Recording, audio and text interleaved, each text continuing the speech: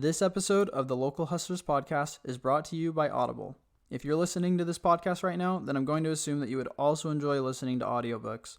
Whether you're interested in business, history, comedy, science fiction, or romance, Audible has thousands of titles for you to choose from. We want you to try out Audible for free, so if you head to our link, you'll get a 30-day free trial and a free book. So go to audibletrial.com/localhustlerspodcast to redeem your trial today. Again, that's Audible, AUDIBLE, trial.com/localhustlerspodcast.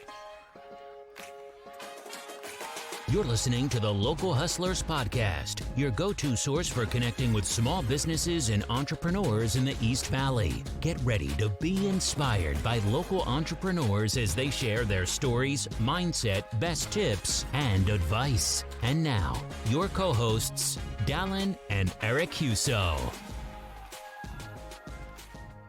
Hello, everybody. Welcome to another episode of the Local Hustlers Podcast. This week, we're super excited to be here with Matt Taylor with WealthWave and B2B Leads. How's it going, Matt? I'm doing good. How are you guys? Great. We're good. Good. Glad to have you. Glad to be here. Yes. Thanks for letting me come on. Anytime. Yeah, we're super excited to get to know you, get to know the businesses a bit more. Take a few minutes before we jump into that and just give us a little background on your life. Yeah. So I was born and raised here in Arizona. I love it here.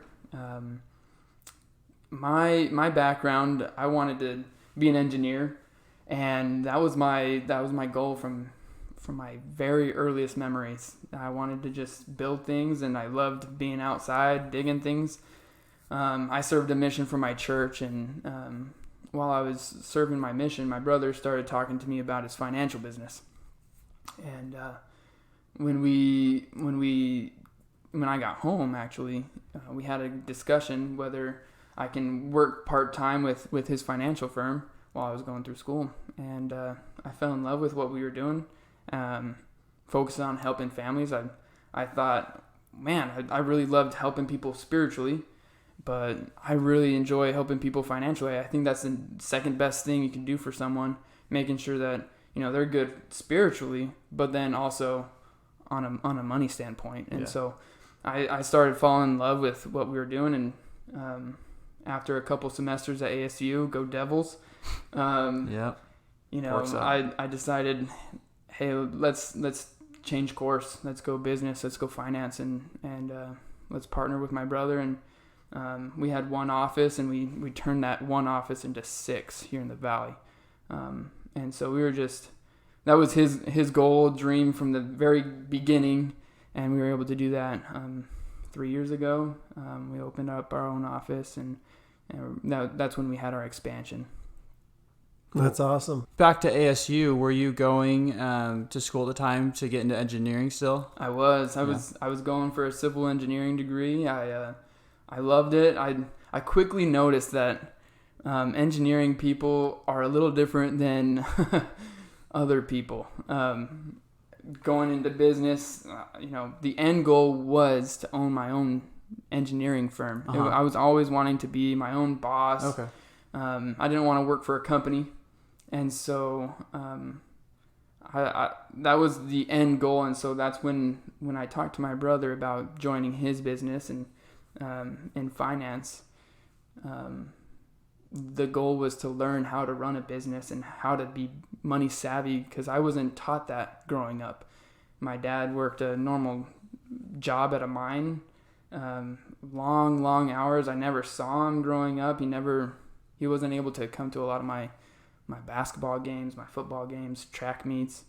And so, that's the decision why I wanted to be a business owner. I knew people that owned businesses that their dads were there for all those practices, those meets, those games. And so, but yeah, I loved ASU. It was a good experience to be there to learn.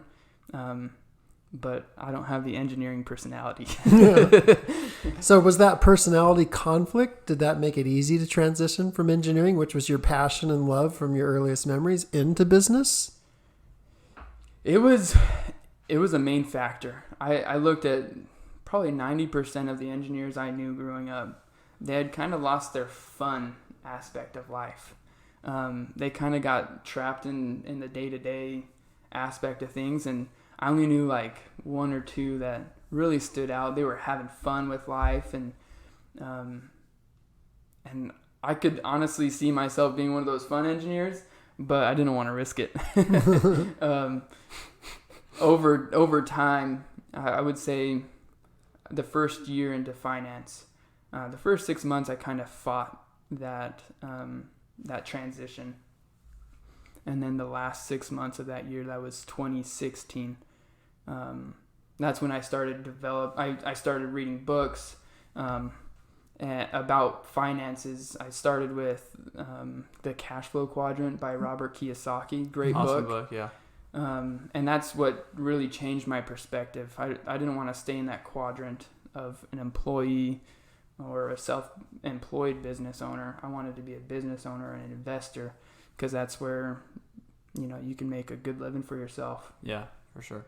Did you find some of the principles that you were learning in your own personal education from Cash Flow Quadrant in conflict with what you were learning from the business school and finance?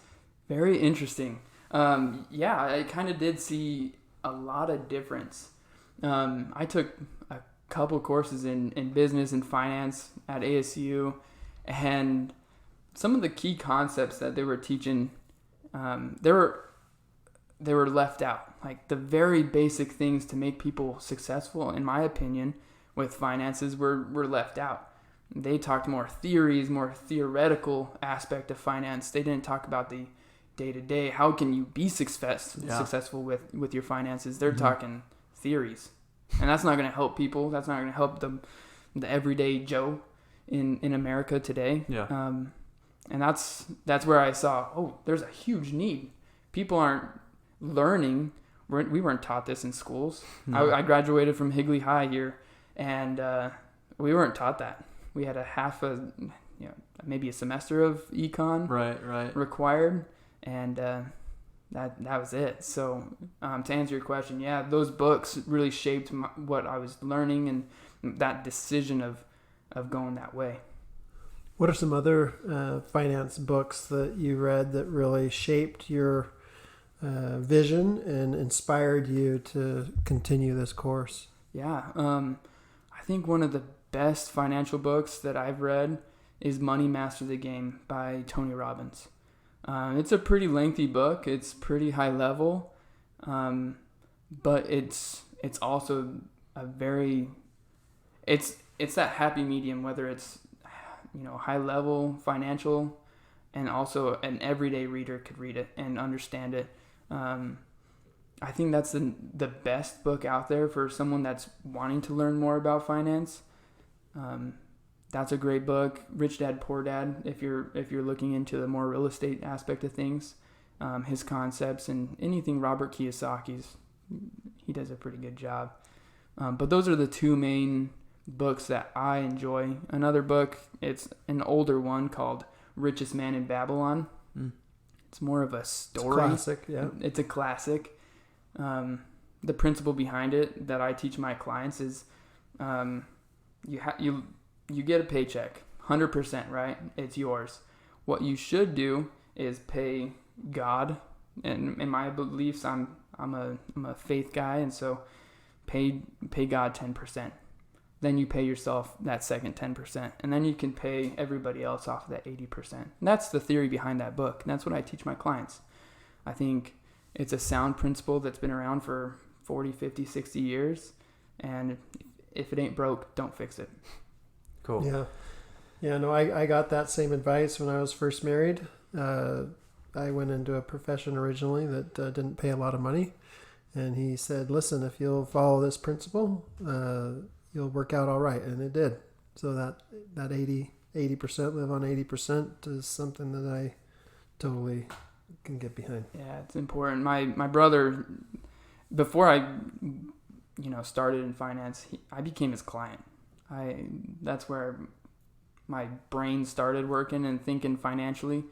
I was a client first, and I was 21, recently engaged, and I got married pretty quick. And so Yeah, I was just told save 10% and everything will work out. And that's what I've been doing for the last 5.5 years. And it's been going good. That's cool. So your brother, did he start off working for a different financial company, or did he start his own company when he tried to get you on board? Yeah, great question. So it's kind of a family business. My brother was going through ASU as well. He was going to be a lawyer. And his story, his father-in-law came to him. He's been in the business for 27 years. Old cowboy guy, great guy, mentored me for the last 5.5 years. But he came to my brother and said, hey, while you're going through ASU, work with us. You can build a nice residual income with the clients that you'll work with, right? We do the right thing for our clients. We get paid pretty well. And so while he was going to go through law school, the financial business was going to be able to sustain him, and he was going to live off of that residual income. He ended up deciding not to go to law school because, the financial aspect of it, he didn't want to get into $400,000 or $500,000 in debt. And he was already making good money. He liked his lifestyle. And so he forewent, I don't know what the word is. He opted out of law school and ended up this way. But yeah, that's kind of his story. Mm-hmm. And why were they so persistent, it sounds like, on getting you to jump on board too? Yeah, so the reason why is my brother and I, we butted heads growing up, but we're best friends. Like, we go hunting together. We like the same stuff. We play basketball, almost every week. We're just so similar, and it's always a lot more fun to do business with family. That first year I was kind of in training, and I milked that training aspect of things, and I had him come along and help me a lot. And it was a lot of fun that first year. Mm-hmm. And it's just been fun having to have a brother there for you in the ups and downs of business. And then his father-in-law. He's a great guy. He has the gym at his house that I go to every day, and I run into him. Today I helped him put a cattle chute in his trailer, and that was a lot of work. But being able to be mentored by really successful people, talk about Transamerica, they're a multi-million-dollar company, billion-dollar company. He's the number one financial advisor of the whole company. And so being mentored by someone like that, who's done a lot of good things for a lot of great people here in the Valley, has really been helpful for me. Cool. Speaking of mentors, I liked your story about, when you originally knew you wanted to be a business owner and get into the entrepreneurial world, seeing, other kids' parents being available and having that, flexibility in their time to do whatever they want. Growing up, did you have any other mentors or role models that kind of, walked you through, like, hey, this is, what you do if you want to get to that point, or this is what you do if you want to start your own business? Actually, no. I had no one. I had one of my church leaders. He was an engineer, and he was the most fun engineer I'd ever met. Yeah. And so I was like, I'm just going to pattern my life after him. And that was the goal. Up until, my mission, talking to the leaders of my mission, very successful entrepreneurs. And my last questions to them before heading back to the United States was, how can I be successful financially? Because it opens a lot more doors. I feel like you can serve a lot more if you have that free time, the money available. You can do a lot, and that was my one concern. I didn't ask any other question. That was my last question after little over 2 years in a foreign country. That's what I wanted to turn my life over to. How can I be successful financially to be able to help other people? Mm-hmm. Well, talk to us a bit about WealthWave, kind of what your business model is, what you guys offer for your clients. Yeah, of course. So WealthWave, what we want to focus in on is education first. Like we talked about just a couple minutes ago, I feel like there's a disconnect with financial education.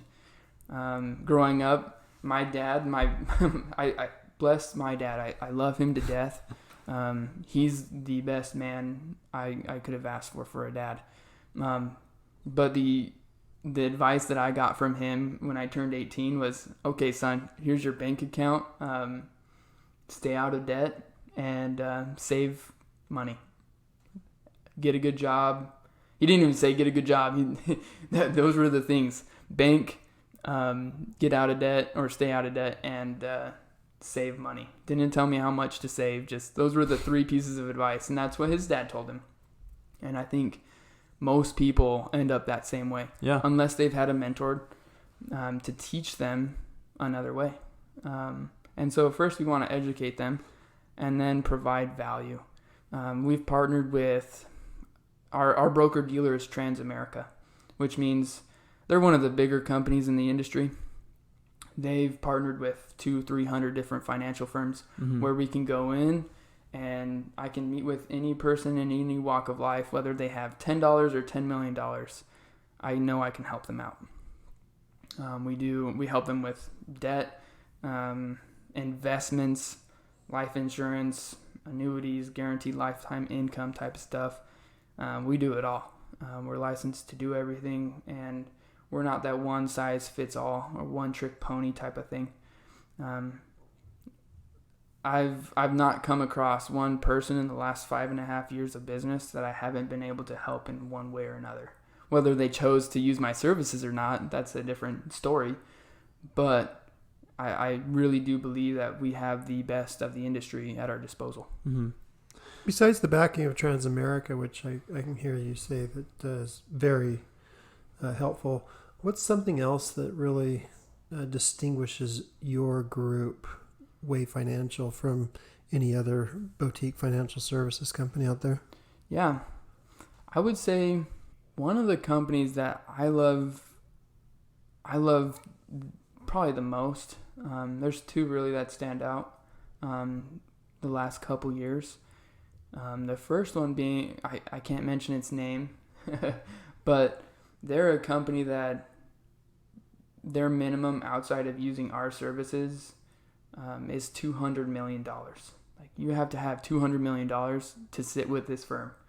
And the story behind it is amazing. In 2008, this guy was working with another institutional financial firm, and he created their algorithm for their investments. And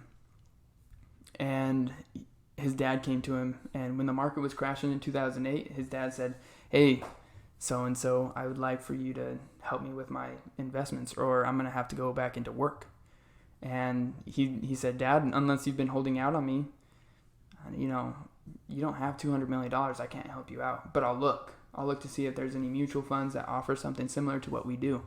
It's active money management." And he looked around. Out of the tens of thousands of mutual funds, he didn't find one that was suitable for his dad. And so he eventually bought himself out with the intellectual rights to that algorithm, still managing the funds for that other institutional firm, but now he does it for his own company. And we're one of 2 companies that have access to him. And it's amazing to be able to offer that kind of service. He's one of the 4, best companies out there, and we can offer that to Middle America, right? The most of the financial world focuses on the 5%, the people that do have money, right? I always bring it back to my dad. My dad never met with a financial advisor. He's been our client for 8 or 9 years now. He's 61. Yeah, he's 61. So 9 years ago, he was 52. Never met with a financial advisor. Crazy to me. No one even offered. Like, he was a bishop of our church. Like, he knew a lot of financial advisors, and no one thought to ask him. And it's because he didn't make enough. And what we want to do is target Middle America and give them the best products and services that we can offer, that there is to offer. And now my parents are our clients, my brother and I's. We've helped him. He can retire any day now if he'd choose. If there was a scare last year with 2020, they were letting go of a lot of management, and he could have lost his job, but he was going to be okay. He's just works for fun at this point, and it's been awesome to help my parents, who were just a run-of-the-mill type of people. My dad comes from a ranching background in Mexico, and to be able to help him out where I don't think he would have been able to retire if he didn't meet with my brother and I 9 years ago. That's cool. Talk to us about like the legalities. Do you have a lot of freedom and flexibility in terms of, your opinions on certain things? You talked about, like books by Robert Kiyosaki, which might not be the things you learn when you take finance classes at school. So like you talked about, the first thing you do is educate your customer. So how much flexibility do you have in terms of what you're allowed to tell them based off, your opinions of books you've read versus, things that you're licensed to talk about or things that you learned at school? That's an excellent question. That's one of the most frustrating things, right? In this digital world, FINRA is the federal agency that regulates us.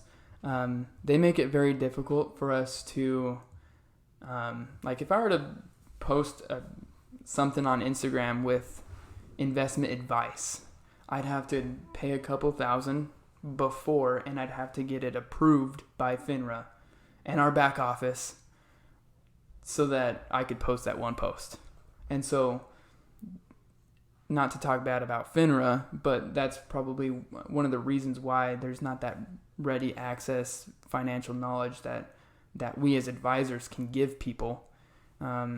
We have to be fiduciaries, is a fancy word of, doing the right thing for the client and suggesting the right type of investment 100% of the time.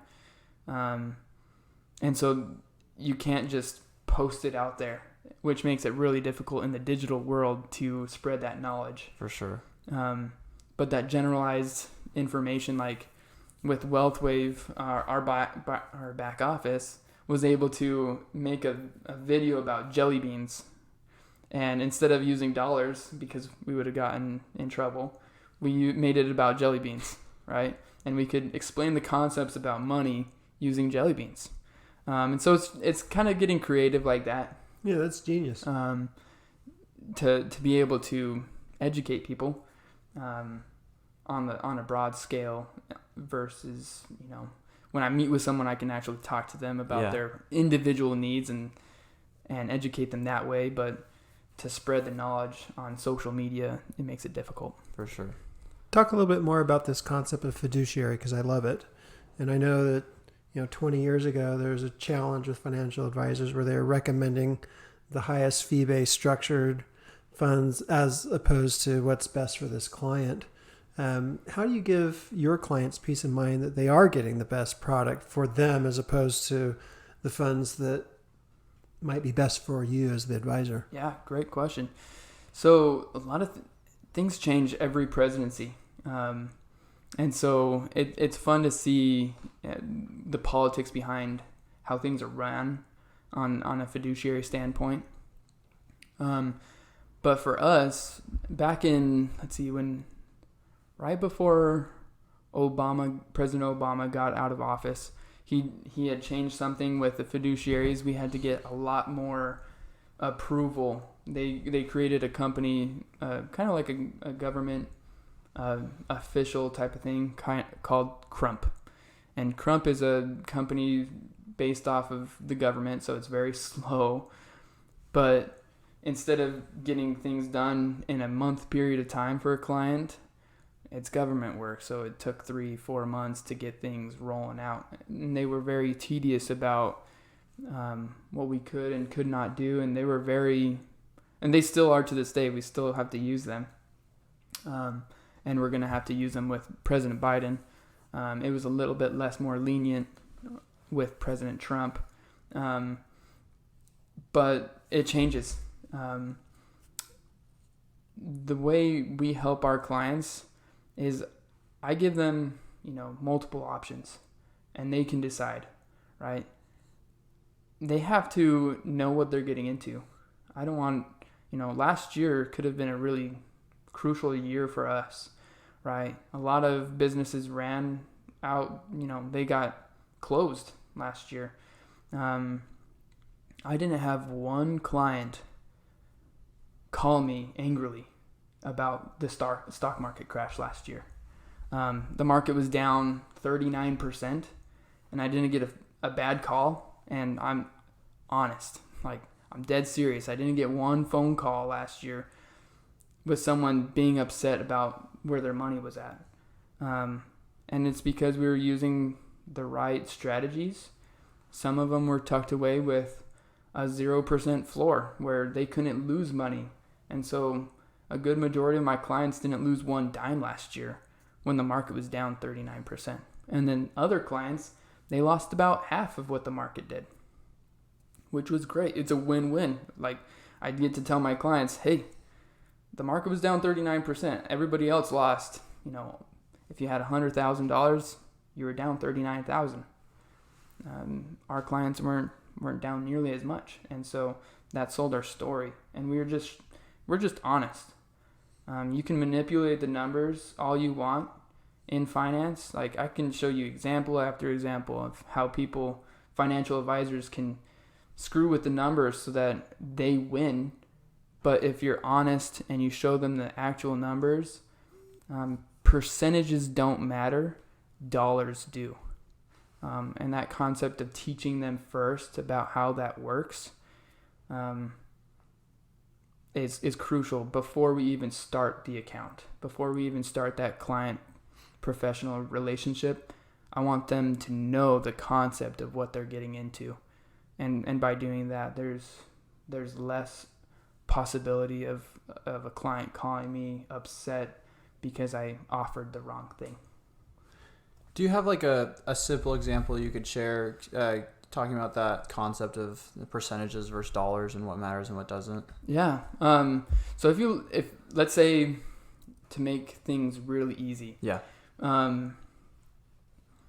Let's say there's two stocks, stock A and stock B. Stock A, let's say, is that high risk, high reward type of mentality. We've all heard it, right? You're young, Dallin, so you should invest and be crazy with your investments. High risk, high reward. But because there's high risk, what happens if there's a downturn? Not good stuff. Not good stuff, right?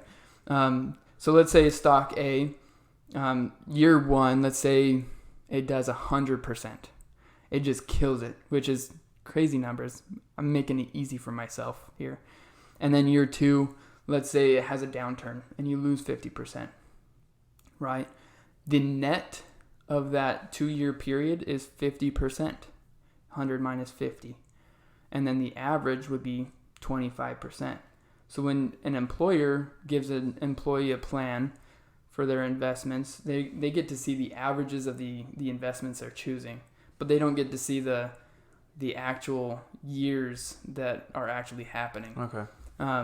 If you do the math, right, you end up, if you have $100 at the beginning, you earn 100%, that's $200. Mm-hmm. But if you lose 50%, you're down to $50 or $100, right? And so you start exactly where you began, but the average interest rate is 25%, right? And so they can skew the numbers to their advantage. Now let's talk stock B. Let's say stock B just wants to do half of what the market does, right? So half of what the market did in year one was 100%, so let's say 50%. And then year two, instead of negative 50%, they're down negative 25, right? If you do the net would be 25%. So 50 minus 25 is 25. Yeah. And then you divide it between 2 years, which would mean a 12.5% interest rate over that 2-year period. If you do the math, right, 50% upwards, that's 150, and you lose 25% of that, that's 37.50. So you end up with 112.50. So you're positive 112.50 versus starting where you were 2 years ago. And so that's very crucial You're talking about someone that's about to retire and they've just lost 2 years of growth. That could be the difference between them retiring or having to work 2 more years. And so that's why I say that you spend dollars, you don't spend percentages. And that's why you need to know the math. You need to have a coach to help you, and then have them be honest with you. It's all about the numbers. Yeah. Numbers don't lie. People do. Cool. That's a super interesting concept. So if you didn't totally catch that, maybe go back and re-listen, because I never thought about it that way. Yeah, I think I have something on my Instagram that I put it on a whiteboard and I explained it. So Gotcha. You guys can check out that reel. It's pretty short. Cool. 15 seconds. Awesome. Do you find yourself spending more time cleaning your pool than you spend swimming in it? Then you need to get in touch with Flamingo Pools. Flamingo Pools is your go-to swimming pool maintenance and repair company in the East Valley. Whether it's weekly maintenance, repairs, green to cleans, or one-time cleanings, Flamingo Pools is there to take care of you. Here's a few things that makes Flamingo Pools stand out from the crowd. When you first sign up for service, they'll give you a free complimentary inspection of the pool to make sure everything is running smoothly. They'll also email you a service report with a picture attached after every visit so you know when your pool has been cleaned. They also offer a mineral treatment, which will keep your chemical levels down, allowing you to have a healthier bathing experience. At Flamingo Pools, they know that your pool was made to be enjoyed, so let them handle the rest. Check them out at azflamingopools.com or give them a call at 480-422-6013. Mention this podcast and get your first month of weekly maintenance free. That's azflamingopools.com and 480-422-6013. You talked about the importance of honesty and making sure that your clients can trust you. How do you, I guess, because anyone can say, oh, I'm honest, but how do you make sure that your clients are confident in your integrity and your honesty and that you're going to be true to your word? Yeah, I think the way we get our clients helps a lot, right? I would say 99% of the people that I've done business with, I've already known. And it's through word of mouth. I don't want to do business with people I don't know. I do, but I don't, right? I want my word. They're going to know me by my name and know my last name. And my word is my bond, people speak good of me, great. If I were to do something bad, that would ruin my reputation. Yeah.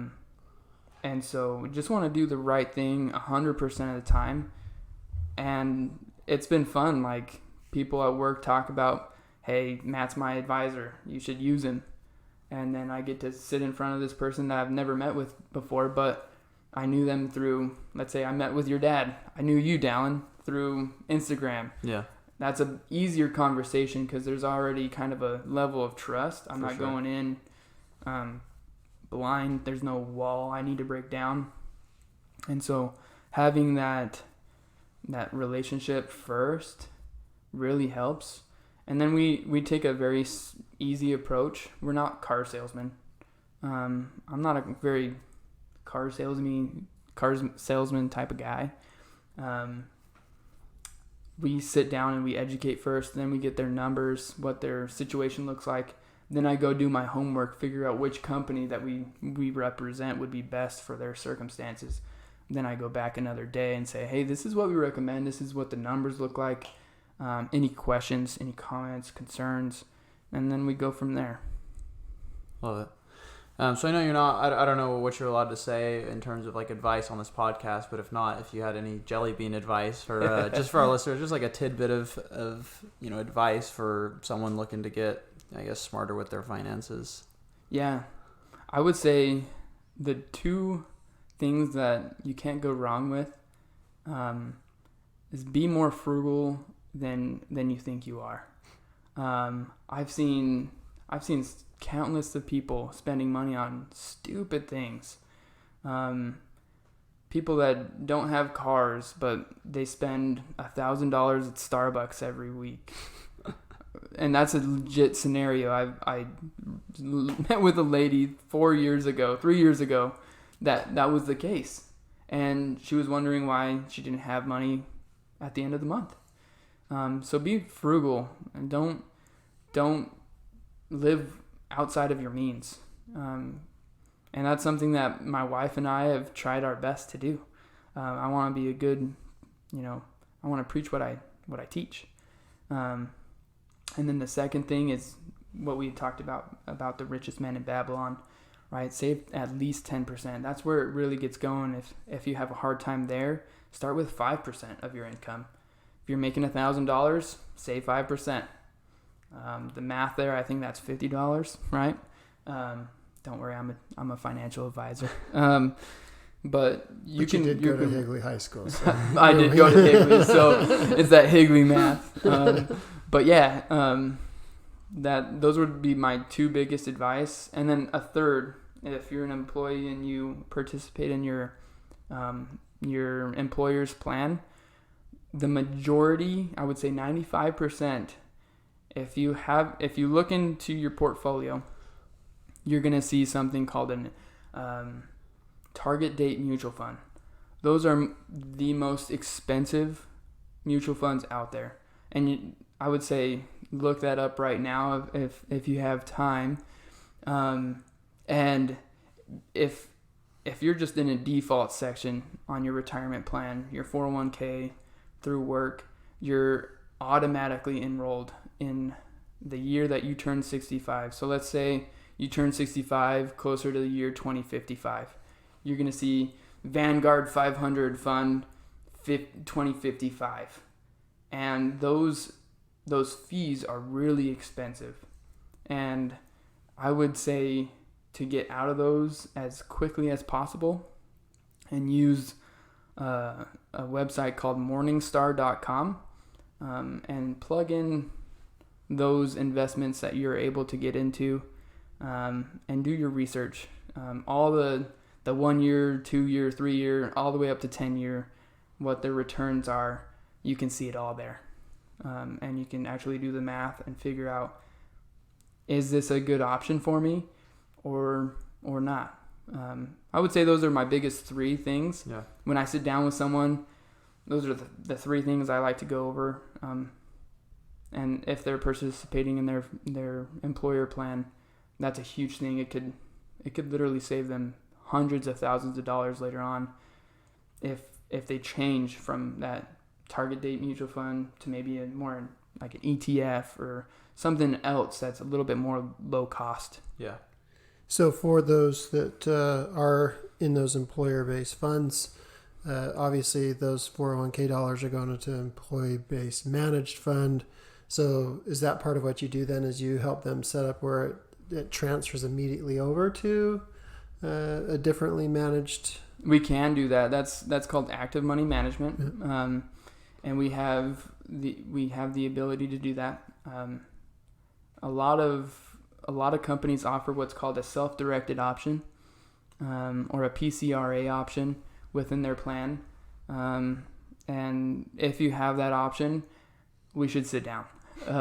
It's practically a no cost option on your employer's plan that you can, instead of having access to 20 mutual funds, you have access to tens of thousands of different investment options. And that could really help you go from a 6% average to a 10% average interest rate, just like a click of the button. So, very good question. Cool. Well, Matt, it sounds like you're not only educated when it comes to finances, but you're also very passionate about it. So I'm super curious why, it sounds like you've got a great path set out for you, a great career within the financial world. Why you decided to go off and start another business as well? Yeah, I kind of my mentor, the guy that we run the business together.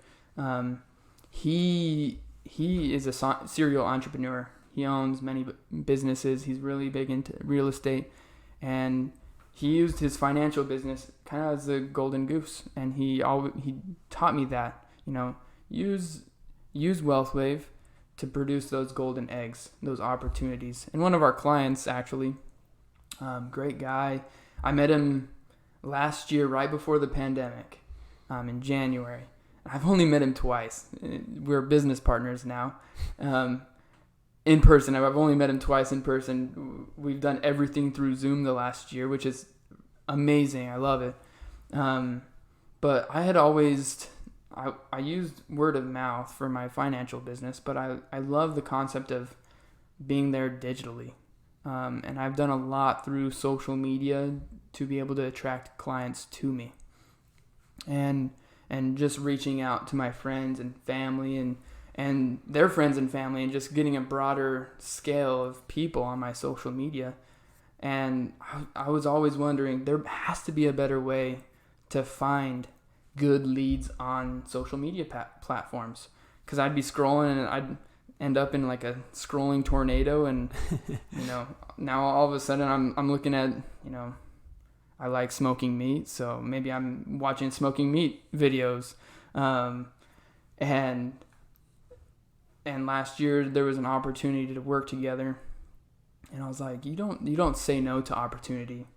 You open that door and see what's behind it, right? And sure. Even if it, there was no cost, to get started, and I'm like, heck yeah, let's just do this. He had Travis Hinton is his name. He runs AZ Heroes for Hire. It's a pretty well-known Facebook group. He's a firefighter by trade. But he created this platform, AZ Heroes for Hire, with a great network. And I had the know-how of social media, and so we just blended this together. And we partnered with a guy we've never met with. He lives in Portugal. And we created this concept of B2B leads, where our software goes into Facebook, and based off of keywords like pool work, or let's just say pool, right? We can put in pool, and every time a Facebook group posts about pools, it would extract that post and send it out to our customers. And so instead of having to look for those leads, right? Instead of having someone pay, for leads that are, cold, why don't we just get them at the source? And so we were able to work out a few kinks. It took a couple months. We started working the process in August of last year, and it didn't come to working the way we wanted to until March. And it's just been a fun ride to see how things developed. There were problem after problem after problem. And we would be on the phone constantly every day, Zoom, and just figuring out the problems, talking through them. I've never met this guy. He speaks hardly any English, and it's fun. Travis doesn't speak another language, and I speak Spanish, so I kind of understand his Portuguese, just a little bit, his accent. But it's been fun working through those problems. If it's not one thing, it's another. But if you're not finding new problems in business, you're kind of dying. You're not growing. And so you gotta embrace the problems, and then you gotta solve them. Yeah. That's what an entrepreneur does every day. And that's what we did. That kept me busy during the pandemic, between finances and building a side business through Zoom, of all things. Yeah. It was a lot of fun to do it. That's super cool. So yeah, I have a couple of questions on that. First off, so it sounds like it was pretty, I don't know if intense is the right word, but a lot of work went into building the software to be able to extract those leads. How were you able to find someone? I'm assuming the guy from Portugal is the guy that helped develop the software for you guys. So how did you find someone in the first place? He was the brains behind it, but he had no one to test it on. And so we became his guinea pigs. We had a small group of business owners that wanted to try it out, and from the get-go, they did not like how it went, because our version 1 was horrible. It sent all the leads on accident to all the business owners all at once. And so instead of, getting just pools, you'd be getting financial advisor Gotcha. and plumbing leads and all this other stuff. And so those kinks we had to work out. But we've created that partnership where he was the brains, he knows the IT stuff, I know how to market stuff, and Travis has the network. And so that was a beautiful storm of greatness, to be able to put all those three things together and just trial and error on this test dummy group for a couple months until we finally had a good grasp of it in May when we launched officially. And it's been fun.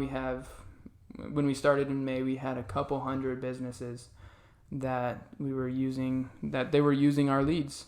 And that really helped, me solidify, okay, it's great that we've actually done this. Like, it took 6 months for it to come into fruition, but it was very gratifying to be able to do that. That's cool. Are you pretty sold then on the idea of having business partners based off, doing financials with your brother and your father-in-law who's been a mentor, and then now with this, having, 3 different people with 3 very different strengths, being able to come together to create something that obviously you couldn't have done on your own? Just because I know that there's a lot of people who have different opinions on, whether you should have a business partner. So just kind of curious what your take is on that based off your experience. Yeah. I don't know how to quote it perfectly, but Henry Ford, he was practically not the smartest person in the world, right? But someone came up to him and asked him, why don't you learn this? Why don't you learn how to do all this? And he said, I don't need to. I have other people who are specialized in those fields, and I envision things. I work out that aspect of it. That's my specialty. But I'm going to have these other people that are specialized in their fields do what they're best at. And Ford's one of the best companies out there. That model of having someone in charge, but having other people be specialized in their own fields, it really helps. I'll be the first one to point out, I'm not the brightest, I'm not the smartest person in this room, probably. Heck not. But I know I can. I know I can find people that can help me get to where I need to be, and that's what I love about being an entrepreneur and not doing it alone. With WealthWave, we always talk about, we're in business together, but we're not alone. You're in business for yourself, but not by yourself. And that's what we always talk about. And it's been very helpful to have successful people around to elevate my thinking, my mindset, to teach me. I didn't know any of these types of things when I got started. I was just a dude going through Calculus 2 at ASU. And it's been a heck of a ride. That's cool. So for any business owners that are listening, like, is B2B leads good for maybe specific sorts of industries in the business world, or who's like your ideal customer there? Great question. We find it, some businesses they work great. Like the hardworking blue collar people that are fighting for those jobs right now. Things are crazy in the industry, right? With contractors, everybody's looking for a pool guy, a pest control person, and those posts come out a lot more often. Yeah. Real estate. We had a couple hundred real estate people on our leads, but to be honest, it's not meant for the real estate person.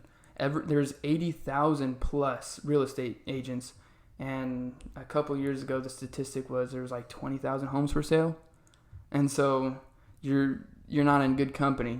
You're literally fighting over one little lead, and that's not good. But these smaller companies that are they can fight for these, and these contractors, these plumbers, electricians. I get emails like every minute. I have literally probably tens of thousands of emails since we got started of just leads that people are looking for, because it's everyday thing. people with AC right now in Arizona. There's an AC lead probably every hour of the day, if not every half hour. Yeah.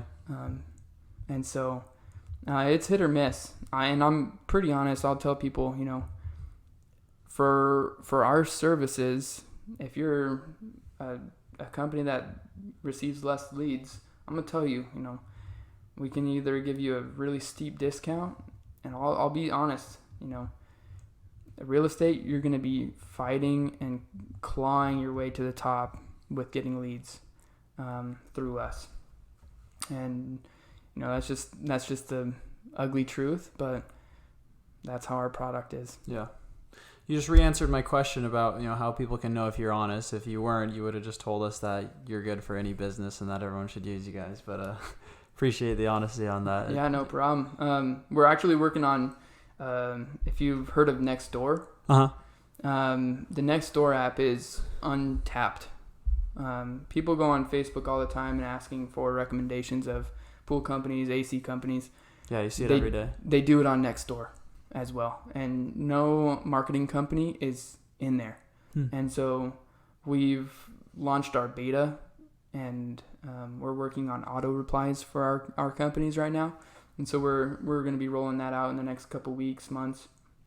It should be pretty exciting. Blow those doors open, because that's really untapped potential.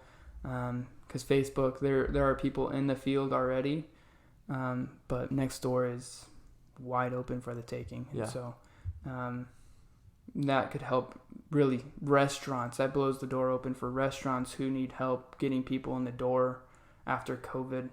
And I just see that's a much better way for business as well. So we'll be adding that to our platform as well. That's super interesting. For a business owner that's already doing maybe like paid ads on Facebook or Google, what are the pros and cons? What's the benefit of going to you and just getting those leads directly rather than putting out the ads for them? Yeah. The ads are good. I haven't done too much research, to be honest, on the ads aspect of things. I could probably find someone that that knew that. The guy the other day that you had on, he does marketing. I forget his name. I listened to his podcast. Advanity? Yeah, Advanity, yeah. Shout out, I guess. But he probably knows. But with us, I had a friend, he's kind of in the same space of marketing, reach out to me when we launched in May. He's like, dude, he actually didn't message me. His wife messaged my wife. And he's like, dude, we do that too. And I went on to his website. I'm like, man, that's 5 times more than we're offering. And then we lowered our price.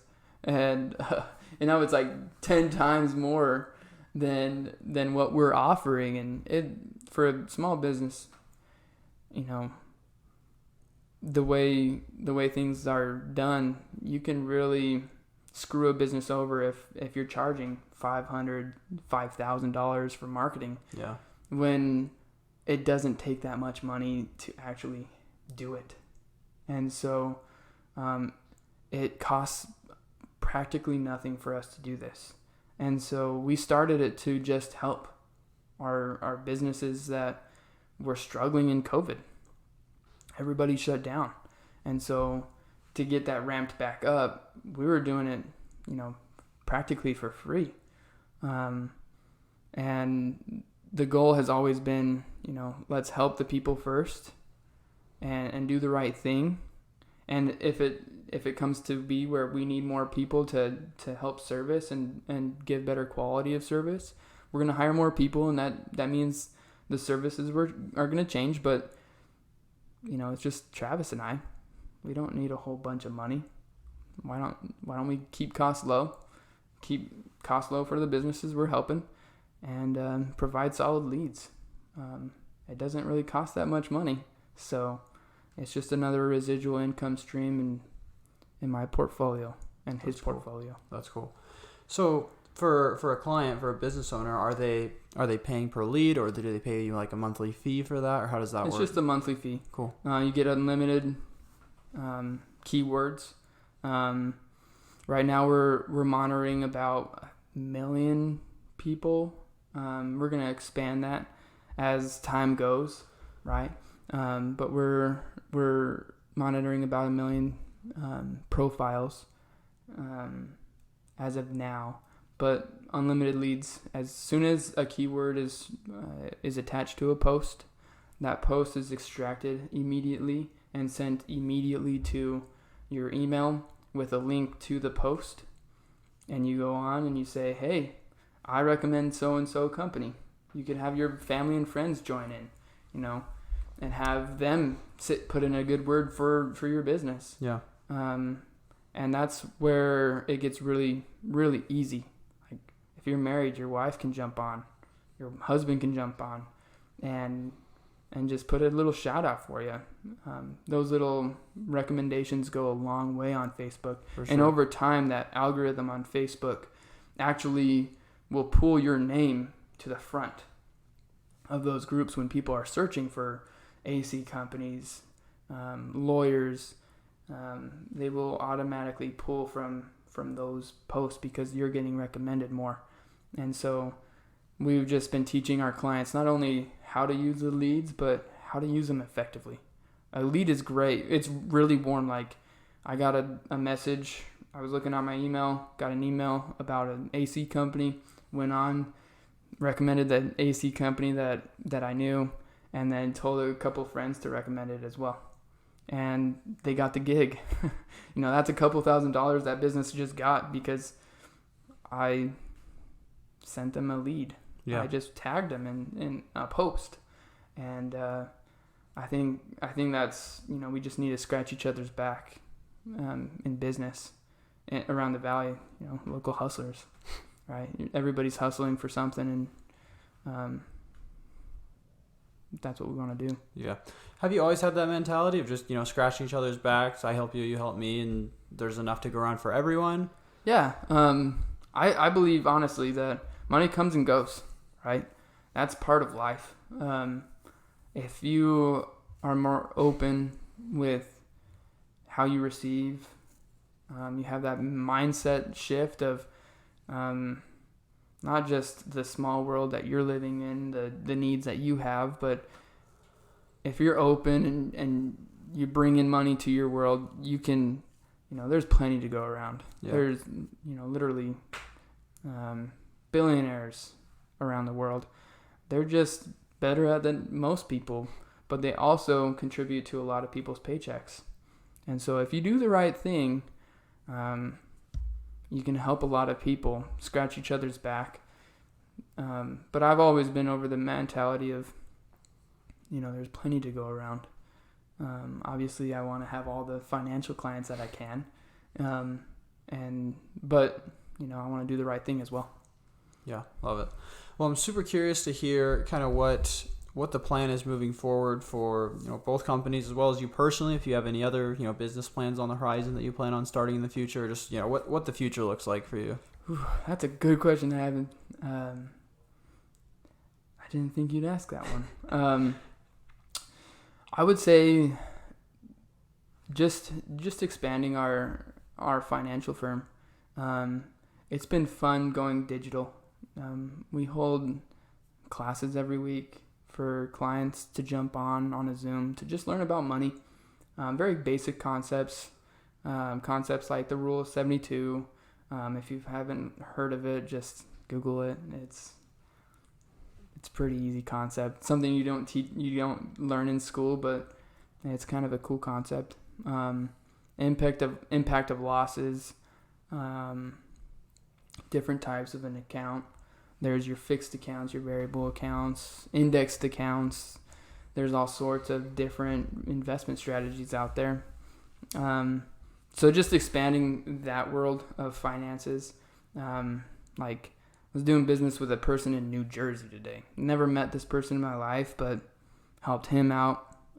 He's from India. And I would never have met this person, but because of finances, I get to help him and his family. And then on the B2B things, B2B leads, I already talked about Nextdoor. I think that's the next option we can get into. I think those are better leads, the quality of leads are for both Facebook and Nextdoor are great. Facebook's a little more watered down because there's a lot more users, but Nextdoor is untapped.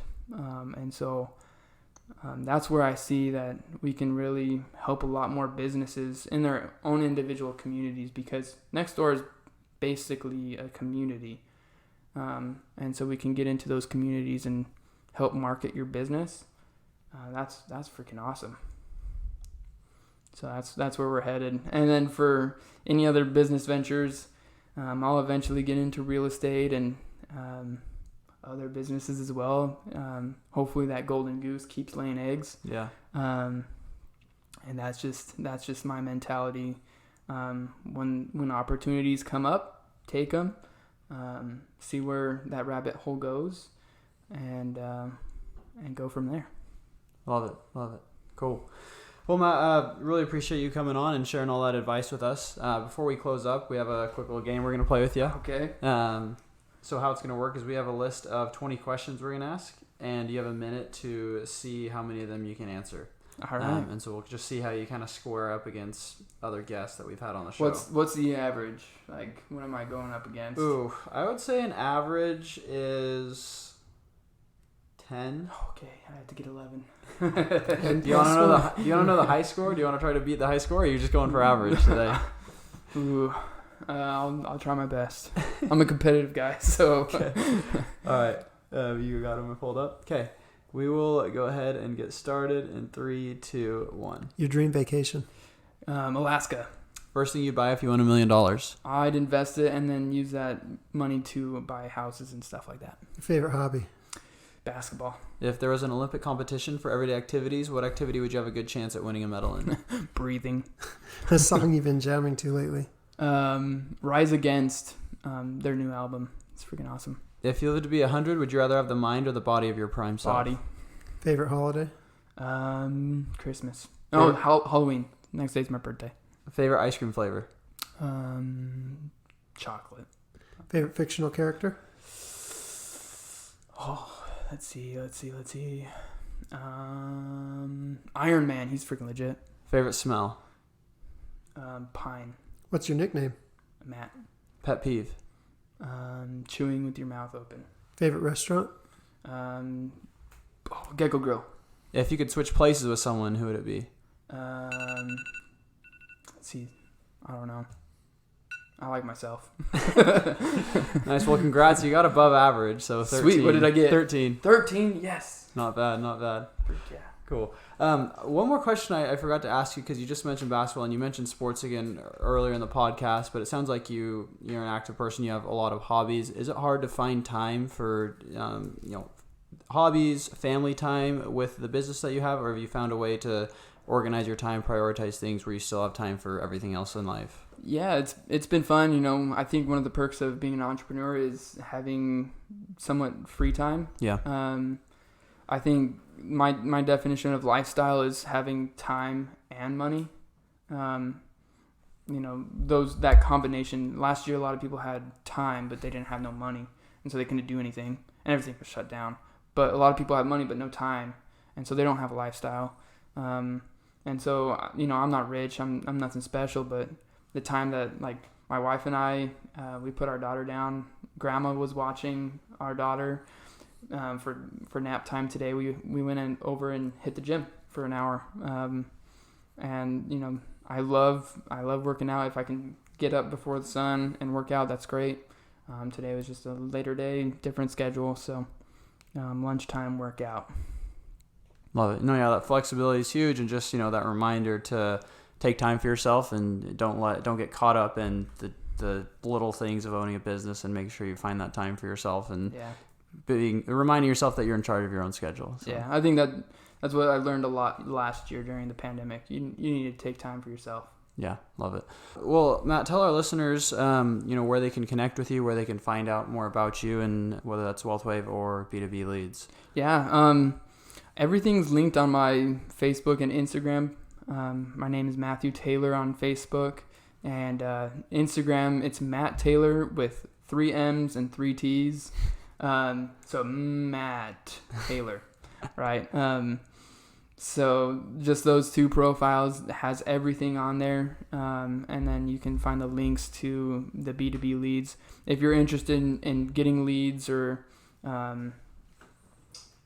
financial advice, just give me, send me a DM.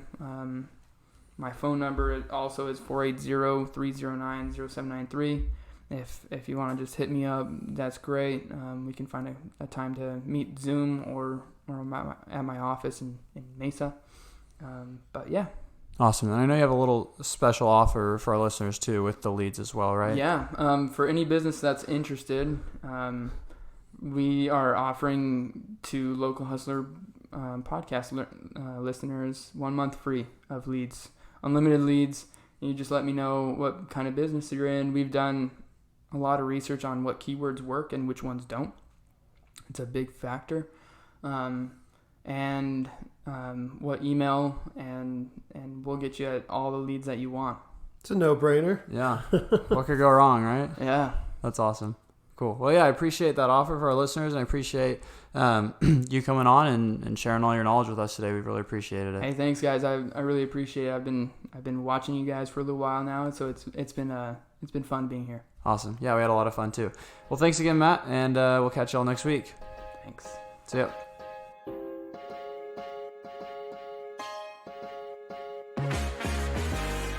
Hey guys, thanks so much for listening. Just a few things before we go. First off, if you or someone you know is an entrepreneur in the East Valley, we'd love to have you on the show.